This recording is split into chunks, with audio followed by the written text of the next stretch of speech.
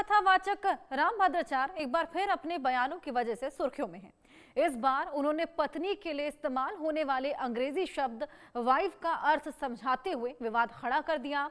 वो लोगों को पत्नी और वाइफ शब्दों के बीच अंतर बता रहे थे और ये वीडियो कब का है इसकी पुष्टि हालांकि नहीं हुई।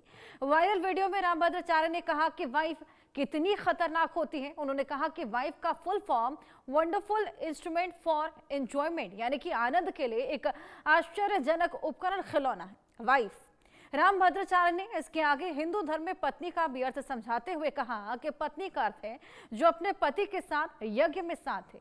हमारे यहाँ पत्नी हनीमून मनाने के लिए नहीं होती, हमारे यहाँ तो मन हमेशा हनी रहता है। हमारे यहाँ नारी का उपयोग भोग के लिए, योग के लिए होता है।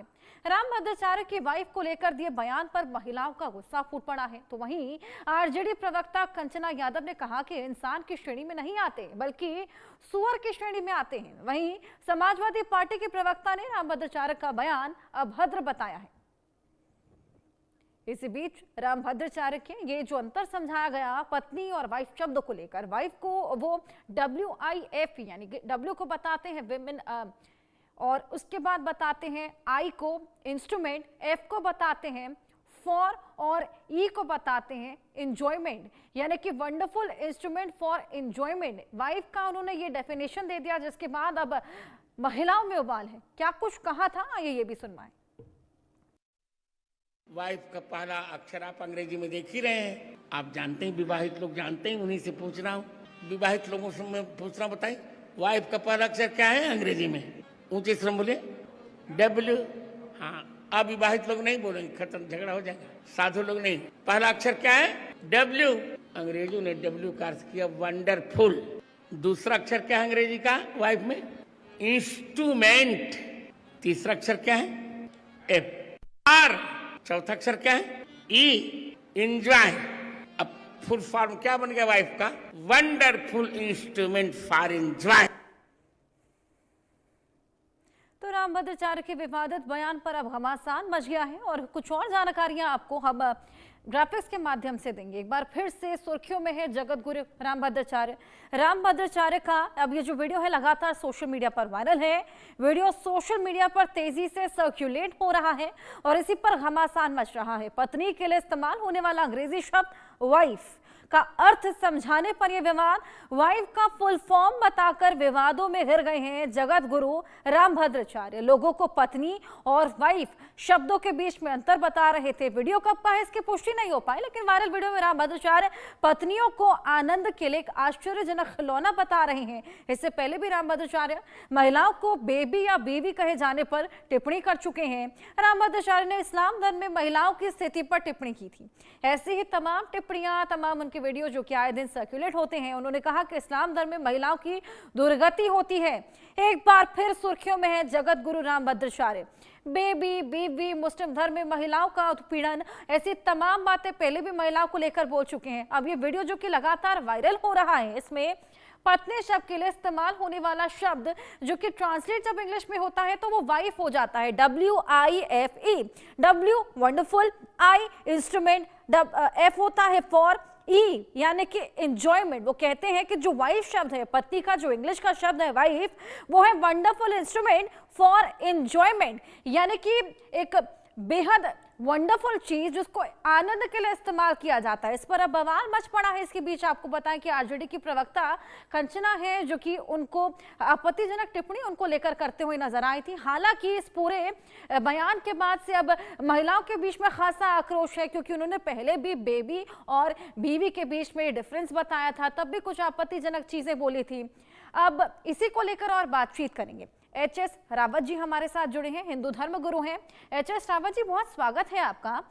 और जिस तरीके से रामभद्राचार्य जी ने ये जो बयान दिया है, पत्नी और वाइफ का अंतर उन्होंने समझाया। पत्नी शब्द को जब ट्रांसलेट इंग्लिश में किया जाता है तो वो वाइफ हो जाता है। वाइफ का फुल फॉर्म वो बताते हैं वंडरफुल इंस्ट्रूमेंट फॉर एंजॉयमेंट, यानी कि वो एक आकर्षक चीज जिसको आनंद के लिए इस्तेमाल किया जाता है। इसको आप किस तरीके से जस्टिफाई करेंगे, क्लेरिफाई करेंगे?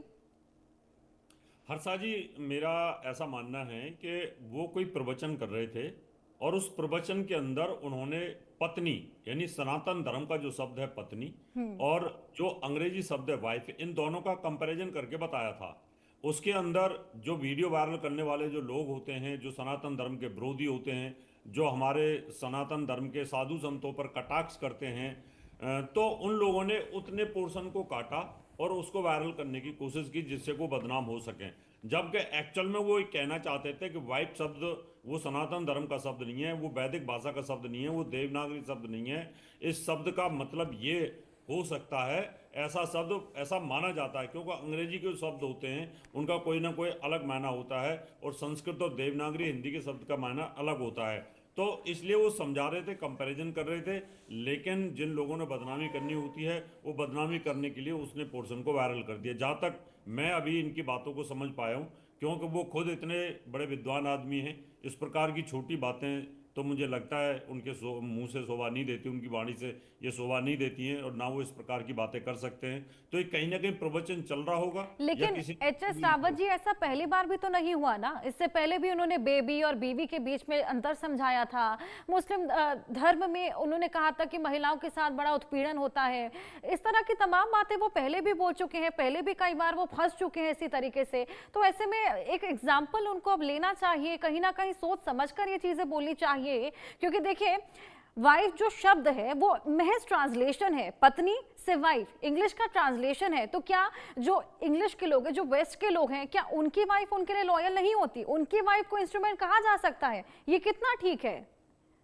देखिए, मैं फिर कहना चाहता हूँ हर्षा जी, कई बार स्लिप ऑफ टंग भी होती है और कई बार हर लेकिन देखिए, स्लिप ऑफ टंग में बाकायदा आप उसका एक इजाद तो नहीं कर लेंगे ना, full form. Slip of tongue होता जब वो कोई गलत शब्द बोल देते, उन्होंने बाकायदा इसका पूरा एक ट्रांसलेशन है जो खुद इजाद किया है। वो भी किसी ने बोला होगा तभी जाकर के उन्होंने इस प्रकार की बातें की हैं। वो तो खुद ब्लाइंड है और ब्लाइंड आदमी तो इस प्रकार की बातें नहीं करता, उनके कानों में कहीं से ये शब्द आए होंगे, वो शब्द आए होंगे तो उन्होंने अपने प्रवचन में इस तरह के बोल दिया। लेकिन फिर भी जिस प्रकार से जगत गुरु उनको इस प्रकार की बातों से बचना चाहिए। एच.एस. रावत जी, एक बार आप भी सुन लीजिए, दर्शकों को भी सुनवा देते हैं क्या कुछ उन्होंने कहा। इसी बीच हमारे साथ रूपा पांडे जी भी जुड़ेंगी, सामाजिक कार्यकर्ता हैं, उनसे भी इसको लेकर बातचीत करेंगे। आइए सुनवाएं। वाइफ का पहला अक्षर आप अंग्रेजी में देख ही रहे हैं। आप जानते हैं, विवाहित लोग जानते हैं, उन्हीं से पूछ रहा हूँ। विवाहित लोगों से मैं पूछ रहा हूँ, बताइए वाइफ का पहला अक्षर क्या है अंग्रेजी में? ऊंचे से बोले W। हाँ, अविवाहित लोग नहीं बोलेंगे, खत्म, झगड़ा हो जाएगा। साधु लोग नहीं। पहला अक्षर क्या है? W। अंग्रेजों ने W का अर्थ किया वंडरफुल। दूसरा अक्षर क्या है अंग्रेजी का वाइफ में? इंस्ट्रूमेंट।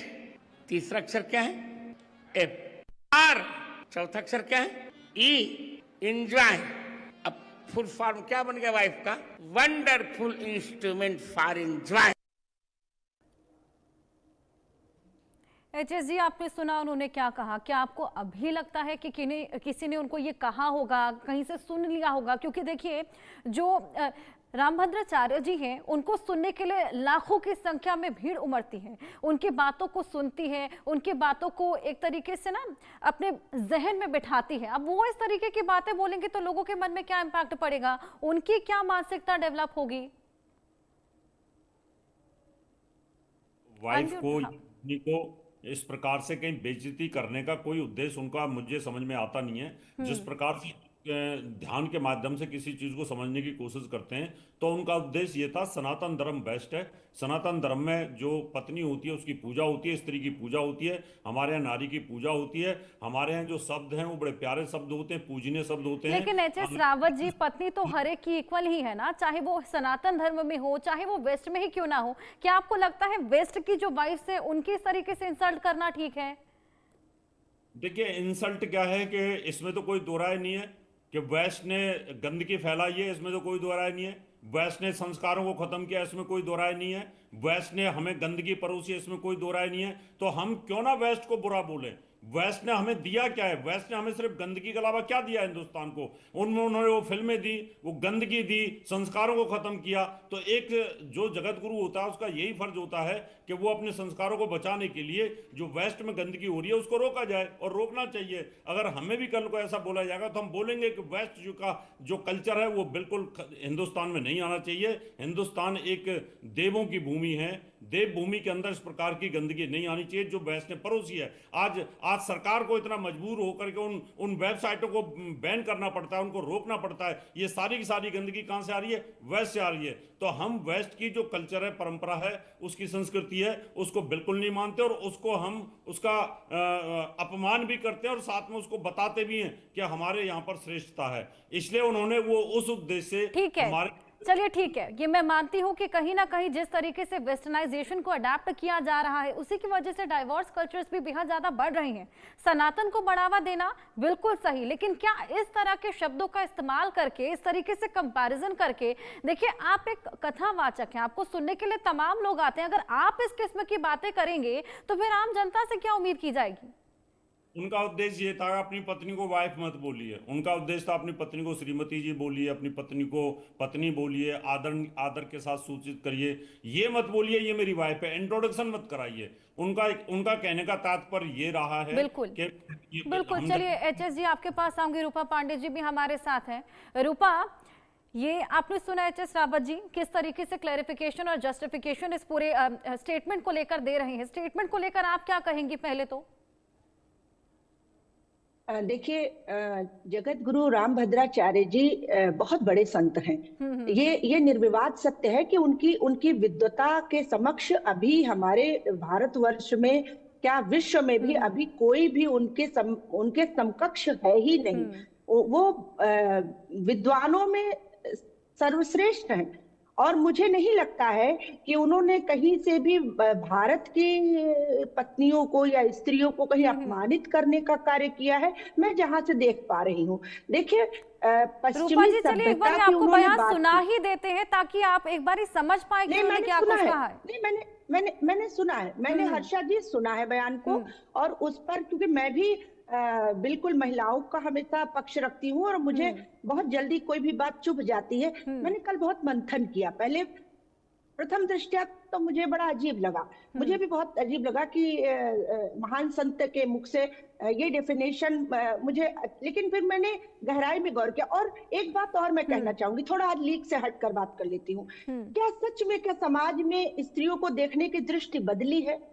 संत वर्तमान का सत्य बोलते हैं। अगर आप संत के मुंह से सदैव सुनना चाहते हैं कि देवियों, सज्जनों, देवियों, तो क्या हम शांत एकांत में एक बार जरा सोच कर देखें, क्या स्त्रियों को वस्तु नहीं समझा जा रहा है? अभी एक ताजा बयान आया कि बेटी अगर दे दी जाए तो क्या देने लेने की वस्तु अभी भी स्त्रियों को नहीं माना जाता? क्या उनको एक वस्तु? तो एक संत ने अगर वर्तमान के सत्य पर बात, अगर महान संत ही इस तरह के शब्दों का इस्तेमाल करेंगे तो फिर आम जनता तो वही परसीव करेगी ना, और फिर वही चीजें आगे बोलेगी। किस तरह के शब्द? उन्होंने उसको फुल फॉर्म बताया, और वो भी विदेशी बात कह के कहा। विदेशों में जिस तरह संबंधों को, हमारे यहाँ संबंध बहुत पूजनीय होते हैं, इतने पूजनीय होते हैं हर्षा जी कि एक स्त्री अगर कहीं से शारीरिक सुख देने में अक्षम होती है तो उसे अपने पति के विवाहेतर संबंध को भी स्वीकार करना पड़ता है। ये भारत का भी सत्य है, इस सत्य से हम मुकर नहीं सकते। अगर कोई स्त्री कहती है भाई मैं तो देवी हूँ और संतान उत्पत्ति हो गई है, अब आप हमारा उपभोग मत करें, तो क्या उसको क्या छूट आप मिलेगी? ये कहना चाहती हैं कि यहीं की स्त्रियां देवियां होती हैं, वेस्ट की स्त्रियां देवियां ही नहीं होती हैं? वो भी तो किसी की वाइफ है, वो भी तो लॉयल रहती है ना अपने पतियों के टुवर्ड्स। ऐसे कैसे उनको इंस्ट्रूमेंट बता दिया जाए? देखिए, स्त्रियां सभी अब देवी स्वरूप होती हैं, चाहे वो यहाँ की हो, चाहे वो फॉरेन की हो, चाहे वो वेस्ट की हो। देखिए हर्षा जी, आपकी बात से भी मैं कहीं ना कहीं सहमत होती नजर आ रही हूँ, क्योंकि लेकिन मुझे लगता है उन्होंने कहीं स्त्री सम्मान को ठेस नहीं पहुंचाई है। पुरुष की मानसिकता पर प्रश्न उठा है। यहाँ स्त्री का अपमान कहाँ से हुआ, मुझे प्रश्न कैसे उठ रहा है? इस फुल फॉर्म से प्रश्न कहाँ, प्रश्न चिन्ह कहाँ पर है? यहाँ पर प्रश्न चिन्ह ये पुरुषों की मानसिकता पर है। ये स्त्रियों को कहीं कटघरे में लाया ही नहीं गया है। उन्होंने पुरुषों की मानसिकता पर सवाल किया है। हमें लगता है बड़े संत की बात को जरा गहराई से, बड़े दिल से सोचना पड़ेगा, क्योंकि उन्होंने बहुत मतलब देखिए, बताया जाता है कि उनको, उनके बारे में हम लोग छोटा बड़ी यहाँ बात पर जिस तरीके से पूरा स्टेटमेंट निकलकर सामने आया, हालांकि इसको लेकर अब महिलाओं में खासा आक्रोश है। बहुत शुक्रिया आप दोनों का हमारे साथ